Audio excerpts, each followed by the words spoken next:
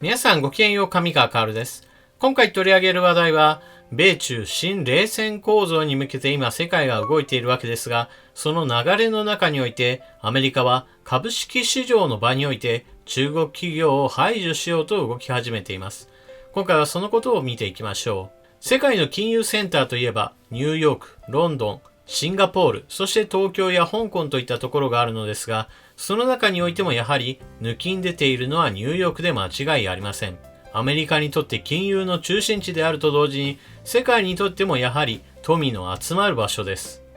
そのアメリカの株式市場には中国の企業も株式を上場しています。そして他の株と同様に売買されています。中国企業の後ろには常に中国共産党の影が見えています。アメリカにとってはこうした中国企業というものを危険視しており、これらの企業を株式市場から排除したい、また今後上場する会社についてもやはり拒絶したい気持ちがあるのでしょう。そのため新しい法律やルールというものを整備することによって中国共産党との力というものを排除しようとしています。一体どのような動きが出ているか見ていきましょう。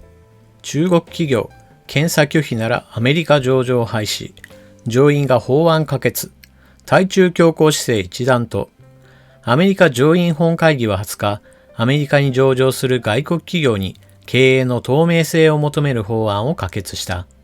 外国政府の支配下にないことを証明するよう求めるほか、アメリカ規制当局による会計監査状況の検査を義務付ける。3年間検査を拒否した場合は上場廃止となる。中国企業の締め出しにつながりかねない内容で、アメリカの対中強硬姿勢が一段と強まる。このほど上院で可決した法案、外国企業説明責任法は、2019年に共和党と民主党の議員が超党派で提出したもので、20日に全会一致で可決した。下院が可決し、トランプ大統領が署名すれば成立する。法案は名指しはしていないものの、事実上中国を念頭に置いたものだ。提案者の一人、民主党のクリス・バン・ホレン上院議員は声明で、中国企業は長年アメリカの開示ルールを無視し、投資家を誤解させる情報を出してきたと批判した。法案によると、アメリカに上場する外国企業は政府の支配下にないことを証明しなければならない。アメリカ株式市場には電子商取引大手のアリババ集団やインターネット検索最大手のバイドゥ、中国のネットサービス大手テンセント系の音楽配信サービス会社など中国の有力民間企業が多数上場する。こうした企業は中国共産党の影響下にないことをアメリカ証券取引委員会 SEC に説明する必要がある。法案は懸案だった中国企業の財務の透明性にもメスを入れようとしている。アメリカでは上場企業会計監査委員会 PCAOB が上場企業の会計監査を担当する監査法人を定期的に調べ、財務諸表の質を担保している。アメリカに上場する企業が PCAOB による監査状況の点検を3年連続で拒んだ場合、株式の売買は禁止となる。アメリカ当局の要請にもかかわらず、中国政府が長らく自国監査法人の監査を拒否してきた経緯がある。中国側が自国監査法人の検査を認めるか不透明だ。拒否の理由は明らかになっていないが、アメリカ規制当局による主権の侵害を気にしているとの見方がある。監査法人の持つ自国企業の財務諸表に共産党に関連する内容が含まれ、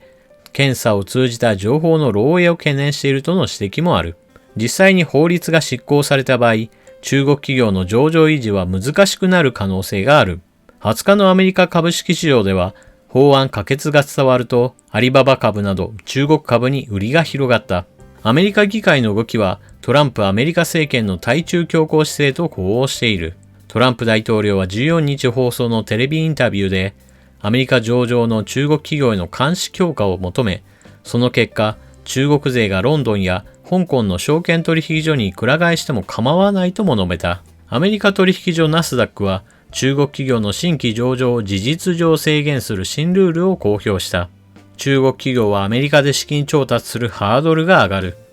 ポンペオアメリカ国務長官も20日、対中批判の度合いを一段と強めた。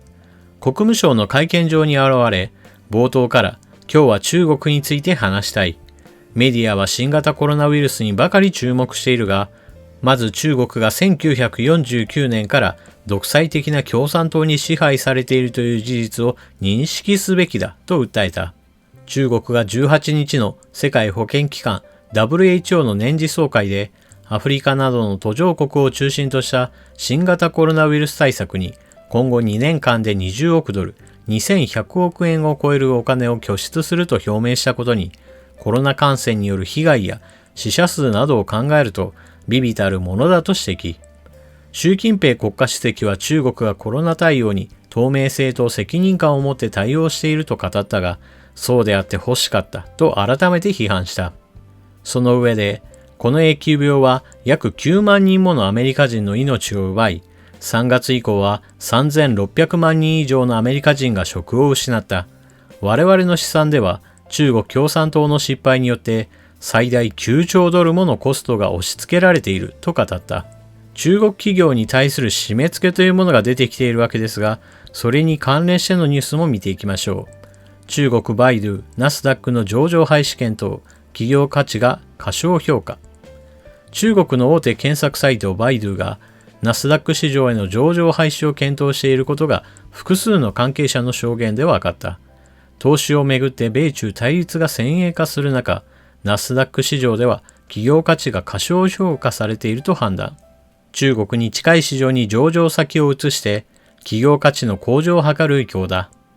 会長兼最高経営責任者 CEO を務めるロビン・リー氏は21日、中国の国営英字紙チャイナデイリーに対し、アメリカ上場の中国企業に対する締め付けを注視しているとし、優良企業であればアメリカに限らずいくらでも上場先があると述べた。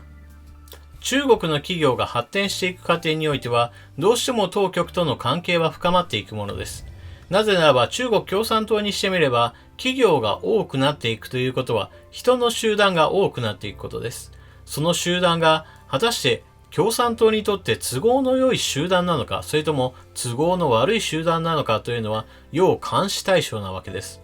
ですから企業が発展していく、その過程において当局との関係が深まっていく。そうした企業というものがアメリカにおいて株式上場やもしくはビジネスを展開するとなれば、その中身についてアメリカが危険視するというのは非常に自然な流れだと私は思います。そしてアメリカはこの本音を全く隠さずに中国企業に対して、あなたたちは共産党とのつながりがないか、しっかりと証明しなさい。その証明のためには我々の監査を受け入れなさいというルールをこれからは施行するというのです。今回の対応が進んでいけば、中国企業の中にはそういった障害があるのであれば、もうアメリカでの株式上場などは後回しにしようと考える企業も出てくるでしょう。バイドゥの CEO は他の株式市場、例えば香港株式市場などで展開していけばまるでそれで問題はないかのように言っているわけですが、彼らの本音としてもアメリカは巨大なマーケットであり、そして中国共産党にしてみても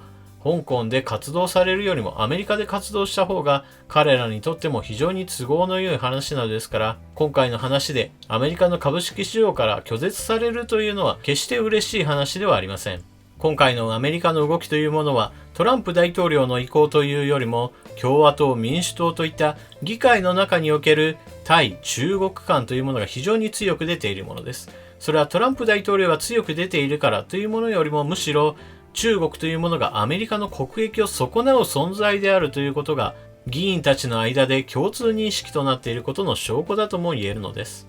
そして中国共産党の息のかかった中国企業をいかにしてアメリカから排除するか、そのために議会は本気になったと考えるべきでしょう。以前からファーウェイへの狙い撃ちといったものはありました。これは一企業に対する攻撃だと言えるわけですが、今回のものはそうした一つの特定の企業、これだという話ではなく、中国共産党の息のかかった企業すべてに対して身の潔白を迫るものであり、より大きな話です。米中の新冷戦時代に向けての動きというのは、何もトランプ大統領一人だけが進めているわけではなく、アメリカの議会において総意として少しずつ進んでいるのです。米中覇権争いというものは、私は直接戦火を交えるようなものにはならず、新しい冷戦構造というものを生み出すだろうと考えています。そしてその新冷戦構造に向けての大きな変化というものを私たちは今目の当たりにしているのだと思います。皆さんはこのニュースを聞いてどのようなことを考えたでしょうか。ぜひともコメントしていってください。それでは動画を最後までご視聴いただきありがとうございました。チャンネル登録していない方はぜひともチャンネル登録していってください。そして動画を見終わったら評価ボタンのクリックもよろしくお願いします。それでは次の動画でまたお目にかかりましょう。またね。